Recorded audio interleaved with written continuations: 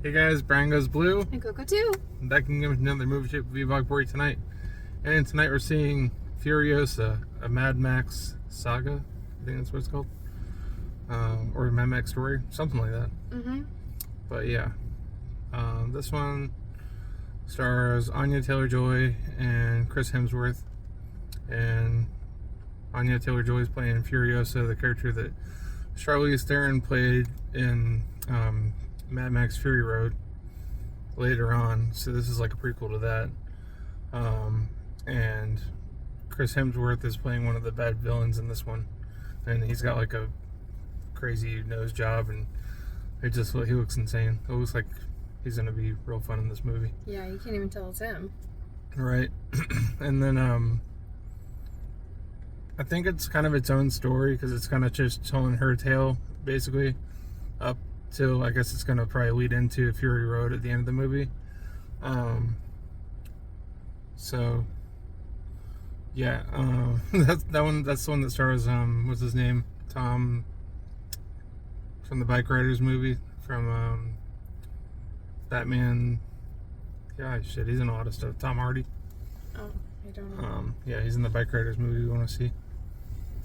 And yeah, so this is directed by George Miller, written by George Miller. He's done all the Mad Max movies, and as well as some other movies. He's been doing these movies since the 70s. So it's pretty cool that he's back in 2024 still doing another one. Yeah. And there's only one recurring character besides Furiosa. That's this guy named Immortan Joe. And he's got like all these like gadgets hooked up to his face and stuff. And he's like, I don't know, he's real weird looking. So we'll see how that goes. I don't know what to think about this because Fury Road was such a cool movie, and I thought it was like one of my favorite like action movies. I love the effects in it because it was mostly like non-CGI and stuff. I heard this one's got a little CGI in it, so we'll see. What are your thoughts? I haven't said much because I don't know anything about this. Yeah. I never saw any of the other ones. I didn't really care to. I'm just here for a good time. Yeah, so this I'm here for you. I'm just here because I know you really wanted to see this. Yeah. I'm usually pretty chill. Like, I'm still chill. I'm still going to see it. But I kind of told him on the way, like, before we came, I was like, I'm not really excited to see this. That's kind of rare, but, you know, it happens. So it'll be cool to see your, like, perspective on the movie, because you haven't seen any of them. No. So. You know what? Maybe I'll love it. Like, maybe I'll be crying. Maybe I'll be really invested. I don't know. Maybe it's a good thing that I don't think that I care, because I might come out, like, really loving it. I just think it's weird that they chose Anya Taylor-Joy for that role because she doesn't look anything like Charlize Theron. Right. So it's kind of weird that she's playing her character as younger self. Yeah. So I don't know. Is this like brutal in any ways, or like, is it like? It's more action than violent. Okay, I was gonna say, like, is there any hard watches or? I don't think so. I think it's PG-13. It might be rated R. Not 100%. But yeah. I mean, it looks action-packed. Action has never been my main genre. Like, it's kind of grown on me with time, you know? Yeah. And I'm gonna be honest, I don't think I've ever said this on camera, but there's some movies, Brian knows this, there's some movies that my whole life I've just kind of, I hope this doesn't come out the wrong way. I hope people understand what I mean when I say this, but there's movies that, to me, I've always thought of as, like, guy movies. Some of the ladies might understand what I mean by that. Like, I mean, I think guys can say that too about, like, rom-coms. And some, don't get me wrong, don't get it twisted. Some guys love rom-coms, some girls love action movies or guy movies. Whatever is your cup of tea is fine. But just for me, there's just some movies where I'm like, it just seems like all the guys are going to see this. Like in high school, there would be, like, movies that only the guys were talking about, and the girls were like, what? The Notebook? You know? That's kind of what I mean. Yeah. I've broadened my horizons on movies, though. So, yeah, that's my thoughts. You asked. That's cool. We got to get in there. It's time. It's time. Actually the starting time of the movie. All right. We'll be back, guys. And past the trees right now to the AMC's. And through the rain we go. Through the rain and the puddles we go. Welcome to Florida summer. Yeah. I thought hurricane season was over. No, hurricane season Hurricane just season. began. 2 days ago. Yep. So here we go. Hurricane season's upon us. It's gonna be a lot of wet movie nights. Yep. Wet movie one. No Desert Fury Road in here. No. So, yeah, I'm looking forward to this. Coco's not. No, I'm not. But she's going for me. You know what I'm excited about? What? My cookie dough bites. Uh-oh. I'm excited about fresh popcorn. And an icy. There we go. And I'm excited to be with you. And you. Alright, we just got out of seeing Furiosa. Let's see how mad it was. I don't know what I'm saying. And we're back in the car. Yes, in we this are. camp. Yes, we saw Furiosa. What'd you think? That was wild. I have a lot of thoughts. I think at one point, like maybe 15, 20 minutes, maybe more in. No, it was more, maybe like a half hour. Yeah. I turned to you and I was like, okay, I'm in. Yeah. You're right. I like it. A lot of it was a little extreme, a little intense. Some little things where I had to like look away. Yeah, of course. It wasn't all for me 100%. It wasn't like my kind of movie. But I will say I was invested in the story. I think it was very impressive. A lot of the shots and the like where they filmed and how it was a beautiful movie, very well done. I can appreciate all of like the hard work that went into this and the transformation of Chris Hemsworth and the evolution of Furiosa was really cool. Yeah. So I'm impressed. Yeah. I stand corrected. I didn't think I cared about it or that I wouldn't like it, and I at least liked it. I think you'd like Fury Road too. I'm not sure about the older ones. But I mean, you probably would. You just have to be in that kind of like mindset to like watch a movie like this. Yeah. Yeah, so this one shows like Furiosa as a little girl at the beginning, and then she gets kind of taken away from her world of abundance, is what they said. Oh yeah. The people that actually have a place that's not just a wasteland desert. Oh This yeah. is all We didn't see much of it. Yeah, we didn't see much of it, but this is all post-apocalyptic wasteland. Like, they don't go into full explanation of. They call it like a dystopian. Yeah. World. Yeah, so it's with her, and then she goes into this kind of like all the baddies, I guess, the bad guys. I don't know. No, and then Chris Hemsworth is the leader. Basically, his name is I forgot his name. Damn, we just saw him. Dementus. Dementus. Yeah. I kept thinking they were saying Dementors, like in Harry Potter. Yeah. So that's how I remembered, honestly. Yeah. So he's Dementus, and he basically rules all the goons in the wasteland. He's demented. Yeah, he's demented, but he's also kind of funny too. Yeah, he there was like a comical aspect to him. Even though he was like a crazy loon. I always like forget like why the one characters are white, like really like the ghostly like painted white over, yeah. and why they do the chrome mouth thing with the spray paint. That's really weird. Yeah. So when Dementus goes to like Immortan Joe, I think his name is Immortan Joe's pretty much lair, hideout or whatever, he tries to like make them all as one, and that really doesn't work out. So then Martin Joe takes Furiosa, and then she kind of grows up from there. She just turns into a badass. Of course, she hates Dementus because he killed her mother. Spoiler alert. Spoiler alert. But it happens very early on. I mean, yeah, you pretty much know she's got like a revenge story. Yeah. So that's the revenge right there. Just really, really cool effects and stunts and everything is really, really nice. Really shot well, really clean looking. There's a lot of CGI fire, so I'm not sure if that's going to turn anybody off. It didn't seem like it was that way in the Fury Road as much. But you get to see like where she came to up to the beginning of Fury Road towards the end of this movie. I do think I like Fury Road a little bit more, so I'm probably giving this one a 4 out of 5. I think I give that one like a 4.5. Because it is a little long, but you don't really, I mean, you feel it a little bit, but it keeps you engaged the whole time. There wasn't any like real boring moments in it. No. I kind of went by like chapters too. Yeah, there's like 5 chapters. And the chapters can range from like, I don't know, 15 minutes to like 30 minutes, I guess, in length. Yeah. So, yeah. And she had to pretend to be a boy for a little bit. Oh, yeah, she did. So that she could like go up in rank, I guess you could say, and then have more responsibility to be able to like take over the rig and bust out.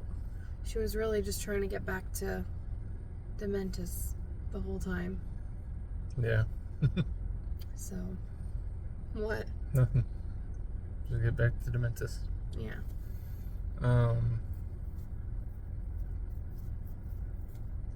And she's a good sniper too. Oh yeah, those were cool shots. Yeah. Tons of cool shots. It's just very impressive from a visual standpoint.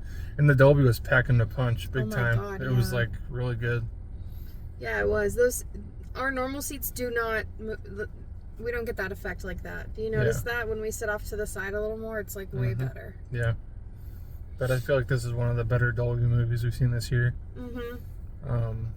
I can't even think of another one that was like that impressive. Yeah, some of them just aren't necessary. Like if we would have seen If in Dolby, like that's a little silly.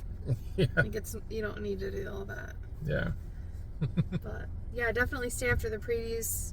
You can stay after the credits. You'll see a lot of names. Yeah, a lot of. There's a little bit of clips here and there from Fury Road.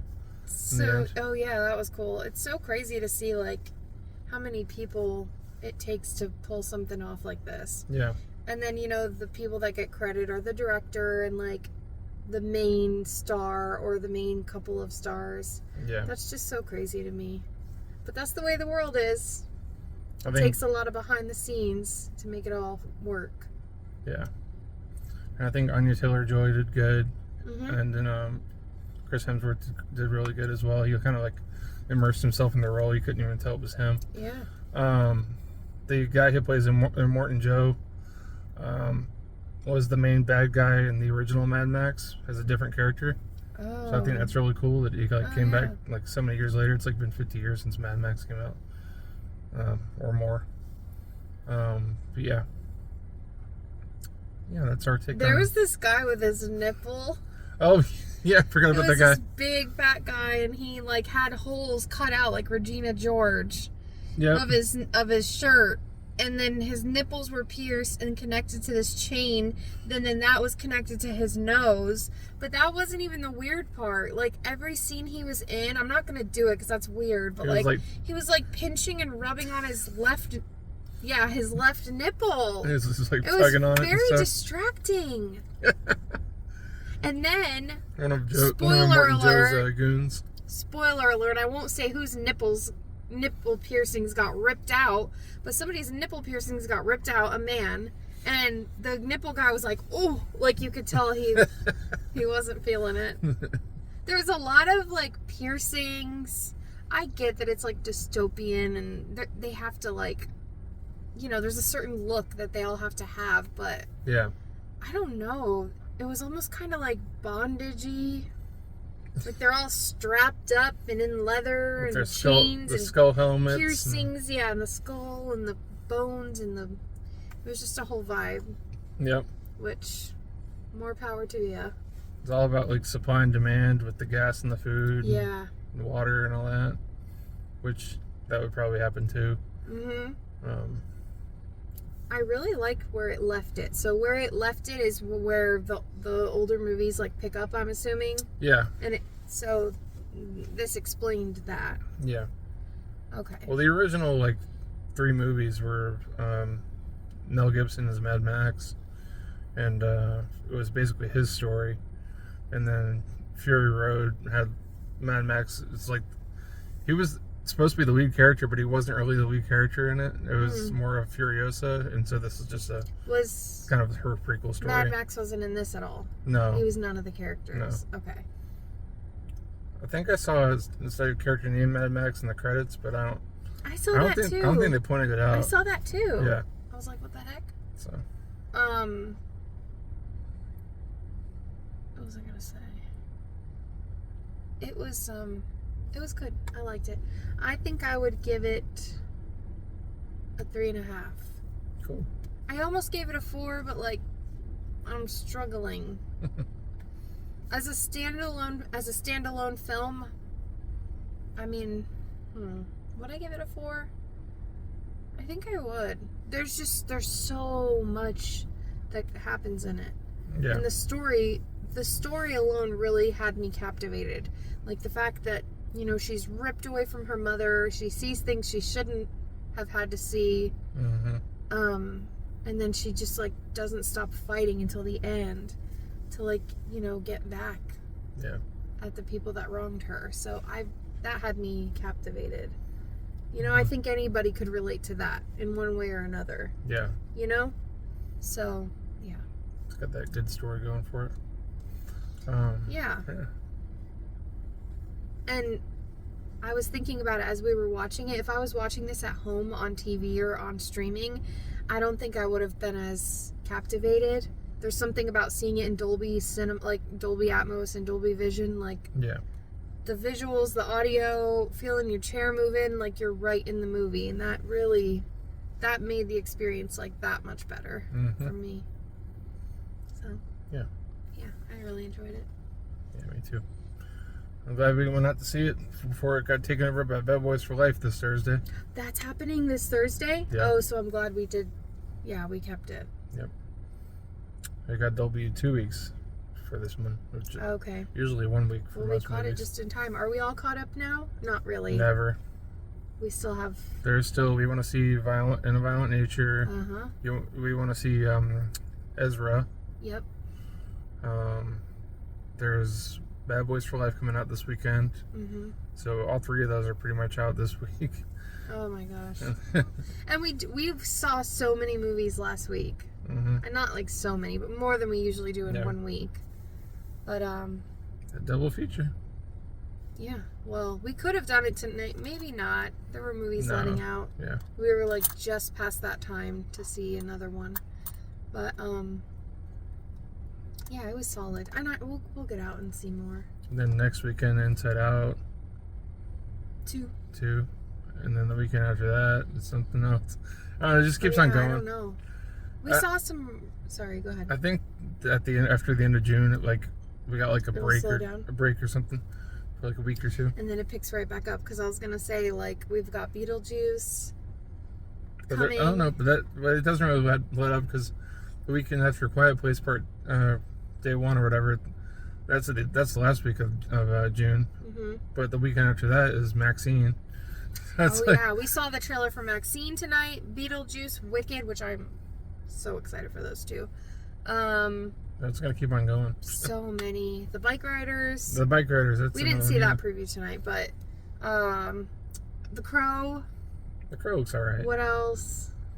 I feel like there were so many previews tonight. Deadpool, Wolverine. Oh yeah. Yeah, I don't know. There's just so much. So there's gonna be no shortage of review logs as far as we're concerned. Yeah. And then trying to watch stuff at home too, which we kind of have to pick and choose like what we're gonna do, but that's the fun of it. You know? What do we have to complain about? Oh, do we watch a movie at home or do we watch a movie at the theater? Like, how lucky are we? Right. Very lucky. So yeah, that's about it for me. Yeah. So, Brian Goes Blue. And Coco too. Signing off, guys. Bye. Bye.